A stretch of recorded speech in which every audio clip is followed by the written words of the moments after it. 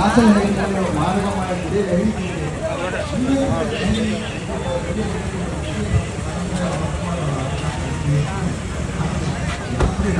എന്ന് ആണ് ഇപ്പൊ കണ്ടെത്തിയിരിക്കുന്നത്. ആ പുറത്ത് കൊണ്ടുവരുന്ന ഇത്തരത്തിലുള്ള ചേരിതിരിവുകളും വേർതിരിവുകളും ഒക്കെ മാറ്റി നിർത്തിക്കൊണ്ട് ഹൃദയാദരം പരിപാടിയിൽ ഇന്നീ വേദിയിൽ ആദരിക്കുന്നവർ ഇവരാണ്. തന്റെ 7ാം വയസ്സ് മുതൽ ആദരവ് നൽകാനും ആദരവ് ഏറ്റുവാങ്ങാൻ വാസുവേട്ടനെയും ക്ഷണിക്കുന്നു. നമ്മുടെ ജീവിതം ചികിത്സിക്കാനുള്ളതാണോ? നമ്മുടെ ചികിത്സാ രീതികൾ നമ്മുടെ ജീവിതത്തെ കൂടുതൽ നന്നാക്കി കൊണ്ടുപോകാനുള്ളതാണോ? അവിടെയാണ് പെയിൻ ആൻഡ് പാലിയേറ്റീവ് കെയർ എന്താണെന്ന് ജനങ്ങൾ.